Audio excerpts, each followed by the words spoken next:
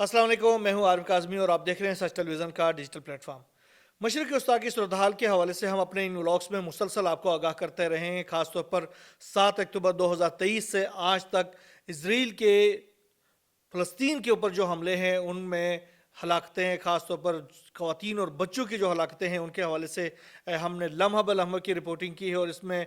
कोई कमी हमने भी नहीं की है। लेकिन इसराइल जो है वो मुसलसल वहाँ पर ह्यूमन राइट्स की वायलेशन करता रहा है। इस हवाले से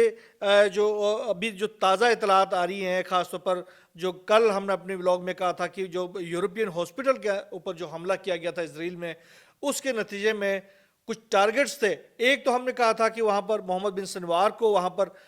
निशाना बनाने की कोशिश की गई, लेकिन इस हवाले से अभी बड़ी अहम किस्म की अपडेट्स एक और सामने आ रही है और वो अपडेट ये है कि इसराइल ने इस हमले में सिर्फ मोहम्मद सिनवार को ही निशाना नहीं बनाया, बल्कि अल-कसाम ब्रिगेड के हमास के जो तर्जुमान है अबू उबैदा, वो भी उस इलाके में मौजूद थे, जो कि उनकी भी जो वेयर अबाउट्स के बारे में अभी ख़ास तौर पर इसराइल की जानिब से कोई क्लियर जवाब नहीं दिया गया है कि उनके साथ क्या हुआ है। हाँ, इसराइल की जो मीडिया है उनका कहना है कि मोहम्मद सिनवार के साथ अबू उबैदा भी उस इलाके में मौजूद थे। अबू उबैदा अपनी जान बचाकर वहाँ से निकलने में कामयाब हो गए हैं, लेकिन मोहम्मद सिनवार के हवाले से अभी क्लियर कोई कंफर्मेशन सामने नहीं आ रही है। लेकिन गुज़िश्ता 24 घंटों के दौरान इसराइल ने जो हमले किए हैं गज़ा के मुख्तलिफ इलाकों के ऊपर, उसके नतीजे में मज़ीद 149 अफराद शहीद हो चुके हैं। ख़वातीन और बच्चों की एक बहुत बड़ी तादाद है जो कि इसराइली हमलों का निशाना बने हैं। जबालिया के इलाके में सूरत हाल बहुत ही गंभीर है, जहाँ पर बहुत ज़्यादा बमबारी की गई है, जिसके नतीजे में वहाँ पर जो लोग हैं वो बहुत ज़्यादा मुतासिर हुए हैं। मकानात जो है वो मलबे का ढेर बनी हुई है, इसके साथ साथ अब बिखरे हुए घर, ज़ख्मी बच्चों की बहुत बड़ी तादाद वहाँ पर है और जो रेस्क्यू काम है वो वहाँ से ज़ख्मियों को फौरी तौर पर निकाल कर हॉस्पिटल्स में मुंतकिल करने की कोशिश कर रहे हैं। वो भी एक दुका जो कि हॉस्पिटल के कुछ जो हिस्से अगर बच गए हैं तो वहाँ पर इन ज़ख्मी कैदियों की बच्चों की इलाज मुआलजे की सहूलत वहाँ पर फराहम की जाती है। मोहम्मद सिनवार के हवाले से अभी क्लियर नहीं है, लेकिन अबू उबैदा के हवाले से इजरायली मीडिया जो है वो कह रहा है कि वो वहाँ से जान बचाकर वहाँ से निकलने में कामयाब हो गए हैं। अभी इसराइल ने आगे आने वाले उनके जो मुतवक्को तौर पर जो हमले हैं उससे कबल गजा शहर की मुतादिद इमारतों और स्कूलों को खाली करने का हुक्म दे दिया है। खासतौर पर शुमाली गजा की पट्टी में वाक़ा ये इलाके हैं, खासतौर पर अल शाती स्कूल्स कम्प्लेक्स है, अल शिफा हॉस्पिटल है, अल फुरकान स्कूल्स कम्प्लेक्स है, अल करमल स्कूल है, इस्लामी यूनिवर्सिटी और अल मुस्तफ़ा हाफिज़ स्कूल। इन तमाम इमारतों को खाली करने का हुक्म दे दिया गया। इन इमारतों के अंदर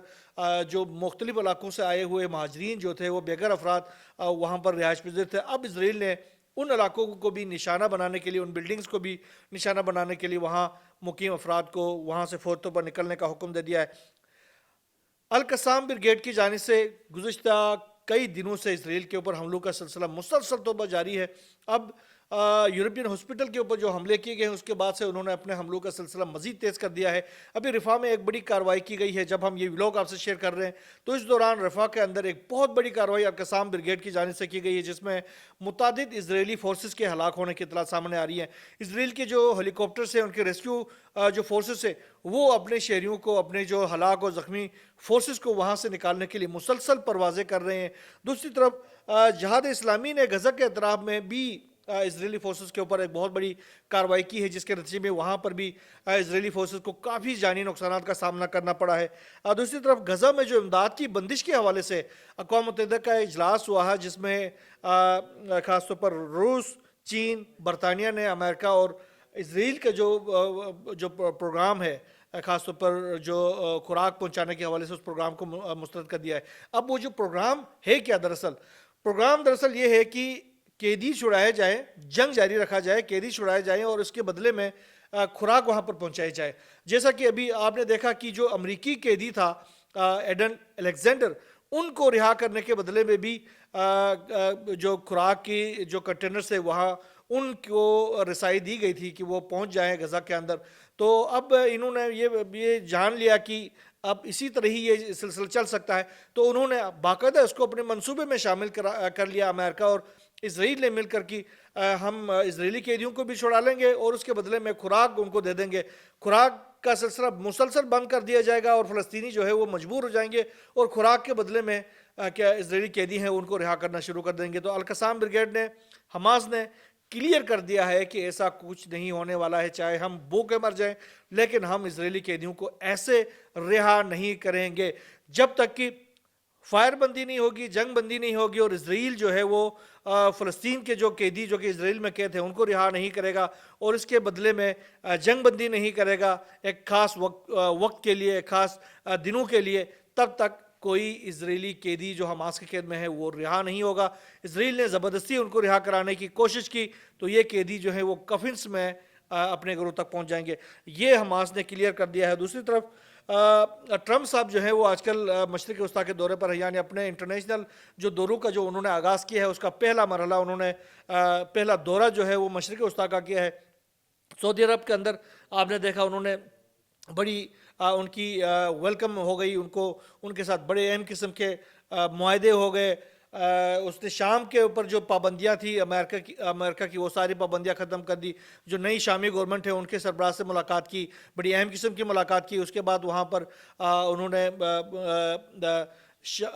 امریکہ اور سعودی عرب کے درمیان بلینز ڈالرز کا، کھربوں ڈالرز کا یہ معاہدے ہو گئے ہیں دونوں طرف سے، خاص طور پر اسلحہ خریدنے کے حوالے سے. اس کے ساتھ وہ قطر گئے، وہاں بھی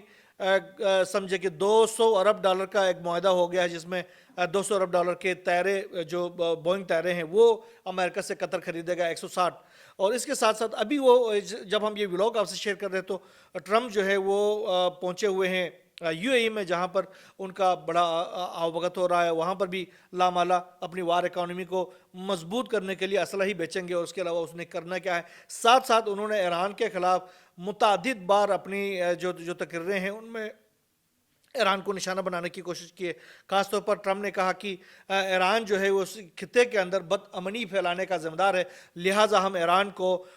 مین سٹریم کرنے کے لیے ایران کے اوپر زیادہ سے زیادہ جو دباؤ کی پالیسی ہے اس کے اوپر عمل درآمد کر رہے ہیں اور اس کے اوپر پابندیاں بھی لگا رہے ہیں، ساتھ ساتھ اس کو مذاکرات کے ٹیبل پہ بھی لے کے آئے ہیں. اور ہم جو ہے اس کو بدامنی پھیلانے سے روکنے کے لیے مسلسل اس کے اوپر دباؤ کی جو پالیسی ہے وہ جاری رکھیں گے. تو اس سلسلے میں ابھی ڈونلڈ ٹرمپ نے ایران کے بیلسٹک میزائل پروگرام سے متعلق کچھ 5 افراد اور تقریباً 10 جو ادارے ہیں ان کے اوپر بھی پابندیاں عائد کر دی ہے. اچھا، ان اداروں میں کچھ چائنیز کمپنیاں بھی ہیں جن کے اوپر ایران کے بیلسٹک میزائل کے ساتھ منسلک ہونے کا الزام لگا کر ان کے اوپر بھی پابندی عائد کر دی ہے. دوسری طرف ایران کے جو صدر ہیں مسعود پزشکیان، انہوں نے کہا کہ ہم جو ہے وہ آپ کی گنڈا گردی میں نہیں آنے والے، آپ جو کرنا چاہتے کریں، آپ پابندیاں لگانا چاہتے ہیں بھلے پابندیاں لگا دیں. آپ کی جو پابندیاں ہیں وہ ہمارے لیے نعمت ہیں،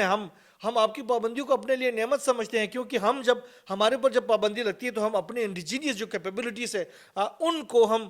مزید بڑھاوا دیتے ہیں، ہم خود کفالت کی طرف جاتے ہیں. تو ہمارے لیے کوئی مسئلہ نہیں ہے، آپ پابندیاں لگاتے جائیں، ہم خود کفالت حاصل کرتے جائیں گے. تو یہ دھمکیاں شمکیاں ہمیں نہ دے دیں. جنگ کرنا ہے تو ہم جنگ کے لیے بھی تیار ہیں اور اس کے لیے ہم آپ کو وہ کرارا جواب دے دیں گے کہ آپ کی نسلیں یاد کریں گے.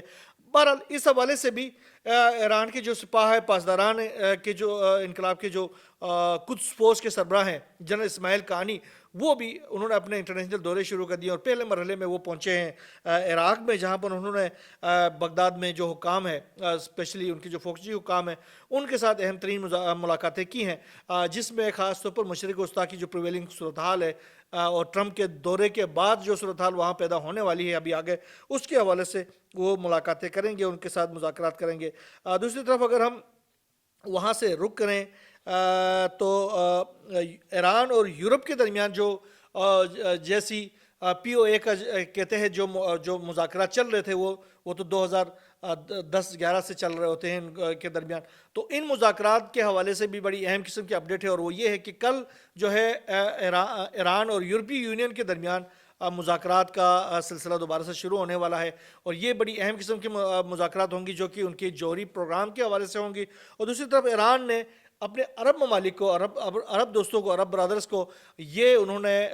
یہ آفر دی ہے کہ وہ آئیں اور ایران کے ساتھ مل کر یورینیم انریچمنٹ کے اوپر کام کریں، اور ہم آپ کو ایٹمی ٹیکنالوجی بھی دینا چاہتے ہیں، یورینیم انریچمنٹ کی تمام فیسلٹیز بھی ہم آپ کو دینا چاہتے ہیں۔ آج آپ ٹرمپ کے جھانسے میں نہ آئے اور ہمارے ساتھ آ کر تجارت کریں۔ یہ تو ٹرمپ کی جو دورے کے جو مضر اثرات ہیں ان کو مین اسٹریم کرنے کے لیے ایران نے پری ایمپٹیو اسٹرائک کے طور پر ان کو ایک آفر دی ہے۔ اگر عرب ممالک جو ہیں وہ اگر ایران کے اس آفر کو قبول کرتے ہیں تو مستقبل کے اندر اس علاقے کے اندر ڈگنیٹی کے ساتھ رہنے کے لیے ان کے لیے ایک اچھا موقع ہے یہ بھی۔ دوسری طرف اگر ہم رخ کریں جنوبی ایشیا کا، تو جنوبی ایشیا میں بھارت اور پاکستان کے درمیان گو کی کشیدگی میں کسی حد تک کمی آئی ہے، لیکن یہ کشیدگی ابھی بھی برقرار ہے۔ دونوں ممالک ایک دوسرے کو دھمکیاں دیتے رہے ہیں اور دھمکیاں دے رہے ہیں، اور کاؤنٹر کرنے کے لیے ایک دوسرے کے خلاف جو اقدامات ہیں ان کا سلسلہ بھی جاری رکھا ہوا ہے۔ گزشتہ روز پاکستان کے پرائم منسٹر شہباز شریف نے جو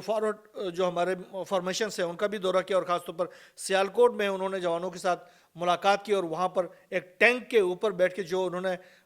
تقریر کی ہے بہت ہی انپریسیڈنٹڈ ہے۔ انہوں نے کلیئر کر دیا ہے کہ مودی سرکار جو ہے وہ اگر یہ سوچتے ہیں کہ وہ آگے کوئی ایڈونچر کریں گے تو اس کو یاد رکھنا چاہیے کہ ہم نے یہ جو جواب دیا ہے وہ انتہائی ناپاتولہ جواب دے دیا ہے، جو 9 اور 10 اکتوبر کی مئی کو ہم نے دے دیا ہے۔ بہت ناپاتولہ دیا ہے، بہت احتیاط سے دیا ہے، بہت کوشش کی ہے کہ آپ کو ہم بچا سکیں۔ اب اگر آپ نے دوبارہ سے کوئی اس طرح کی کوشش کی تو ہم آپ کو چھوڑیں گے نہیں، اور یہ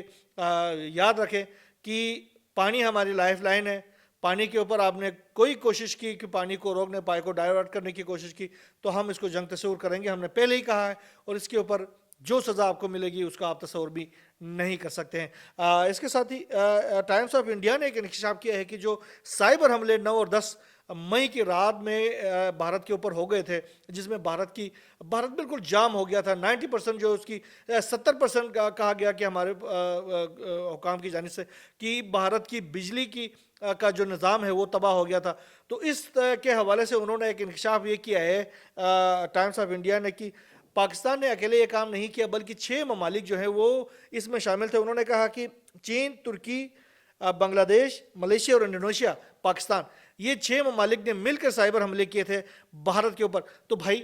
آپ تو کہتے تھے کہ ہم نے پاکستان کو اکیلا کر دیا ہے ورلڈ کمیونٹی کے اندر، اور اب اس کے ساتھ کوئی بھی کھڑا ہونے کے لیے تیار نہیں ہے۔ تو اب آپ بتائیں کہ 6 ممالک پاکستان کے ساتھ مل کر آپ کے اوپر سائبر حملہ کر رہے ہیں، اور آپ کہتے ہیں کہ پاکستان اکیلا ہے اور آپ کی مدد کے لیے کوئی آیا ہی نہیں۔ تو یہ کیسے ہو سکتا ہے؟ یہ کیسا پاکستان ہے جو کہ اس کے ساتھ 6 ممالک مل کے آپ کے اوپر حملہ کر رہے ہیں، اور آپ جو ہے وہ اپنے دفاع میں اکیلے ہی لگے ہوئے ہیں؟ نہ ٹرمپ آ رہا ہے، نہ نیتن یاہو کی کچھ چل رہی ہے، اور پاکستان جو ہے وہ ٹکا کے آپ کے اوپر حملے کر رہا ہے اور آپ کی ایسی کی تیسی پھیر رہا ہے۔ بہرحال جو بھی نئی ڈیولپمنٹ مشرقی وسطیٰ کی صورتحال کے حوالے سے، جنوبی ایشیا کی صورتحال کے حوالے سے آنے والے دنوں میں سامنے آتی رہے گی، انشاءاللہ ہم آپ سے شیئر کرتے رہیں گے۔ یہاں بس نہیں، اللہ حافظ۔